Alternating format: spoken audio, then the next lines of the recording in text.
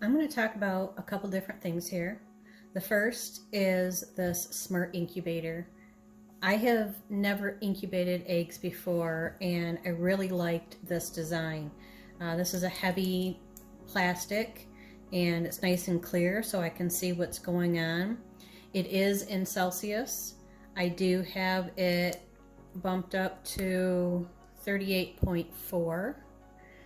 And in order to set it, you hit the settings button and then you can adjust it up or down, and then you hit the settings button again, and then you can see I just adjusted it down.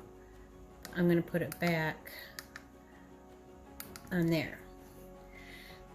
The reason why is because I'm an analyst and I don't trust things are the temperature that they're supposed to be on the inside when we're talking about something like this. It's like an oven. Every oven is different.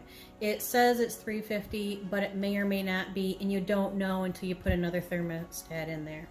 So that's what I've done right here with this little thermostat.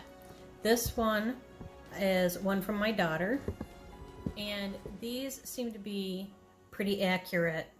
You can see I have it in the middle. The sensor is going this way, so it's in the middle of the incubator. It's not all the way out here to the edge because I want to know what the heat is on the inside there.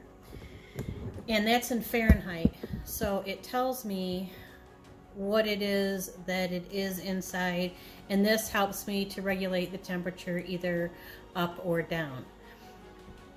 Now, another thing that I had been reading about all of the smaller incubators like this was that the hatch rate was pretty low. And I got eggs, fertile eggs, from a friend, so they didn't ship very far, but they did ship. They came next day. And in my research online, what I saw was that there was a woman who posted a video that says she has 100% hatch rate. And what she does is she uses a heating pad. And she stated specifically the heating pad that she uses. I preferred this gray one over the blue one. So I bought the gray one, and it's a really nice heating pad. It's very, very soft, and it works very well. But you'll notice here on the control that it has a timer. I don't have it plugged in right now, but it's either 30, 60, 90, or 120 minutes. And we don't want a heating pad that's going to shut off because we're trying to help the incubator to stay at a constant temperature.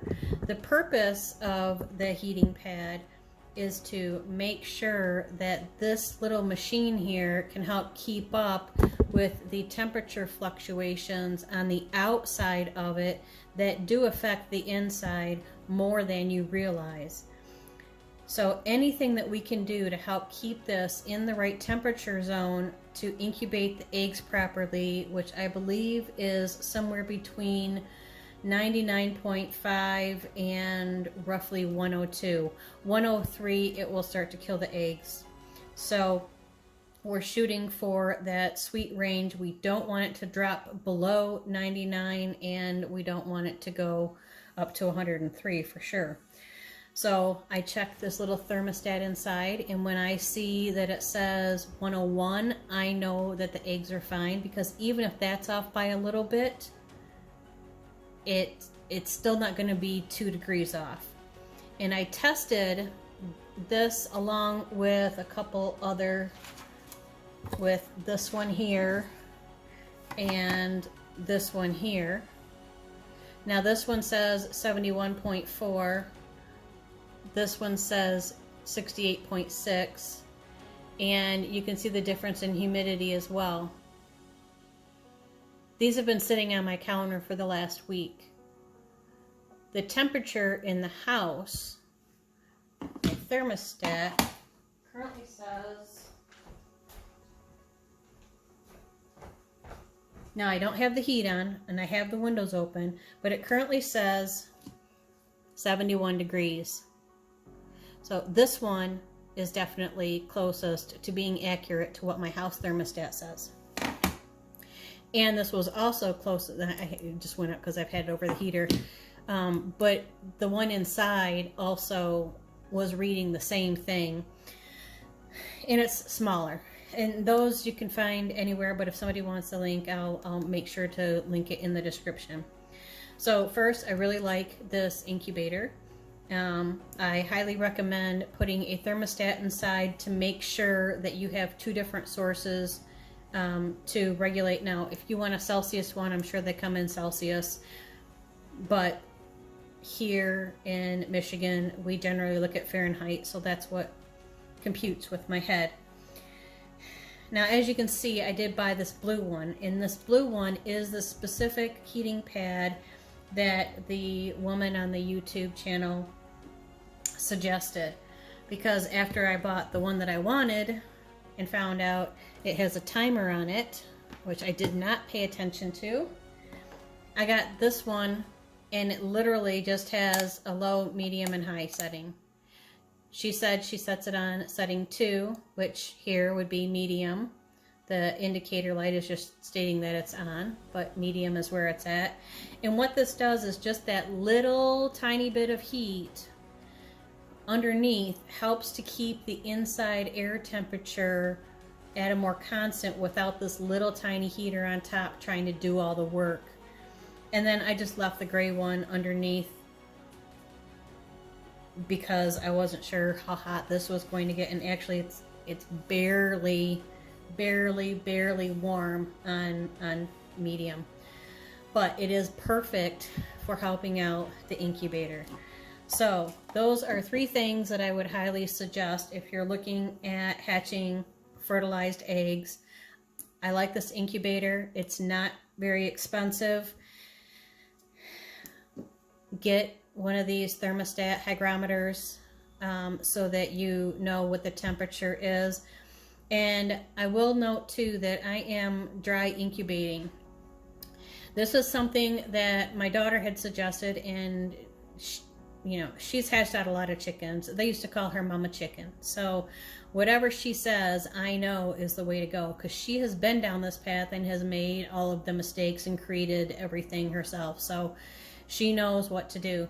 So I am dry incubating. I am not putting any water in this whatsoever, but there is an attachment for the water, and I will get to that.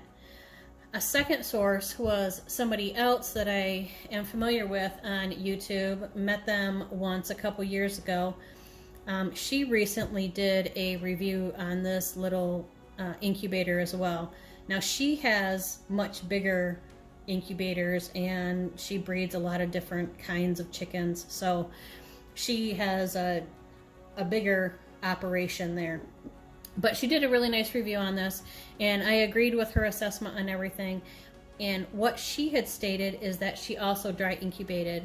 So for me, that's 2 extremely reliable sources that told me to dry incubate. Now, that doesn't mean dry hatch. So when day 18 comes and I take out this little rotating tray in here, which is just a piece that comes out, and then the heater will still be in there, but it won't, when the centerpiece turns, it won't be turning the eggs. So when day 18 comes, I will then add water to this with the little hose attachment that goes out the side with the little water bottle, and make sure that it has plenty of humidity. Now, my friend Teresa, who I got the eggs from, she said her husband goes so far as to sometimes lightly mist the eggs. If you have a sprayer with a really fine spray, you could make sure that the eggs get a little bit extra moisture, but you do not want to drown the eggs. So that's really important as well. And that's where this little hygrometer inside is going to help me to know how much moisture is in there.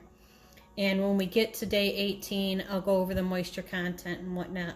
But for a setup, I would highly suggest this incubator, the thermostat hygrometer, and this blue heating pad, or any of them that just stays on. This one is a Sunbeam, and then you should be set to go.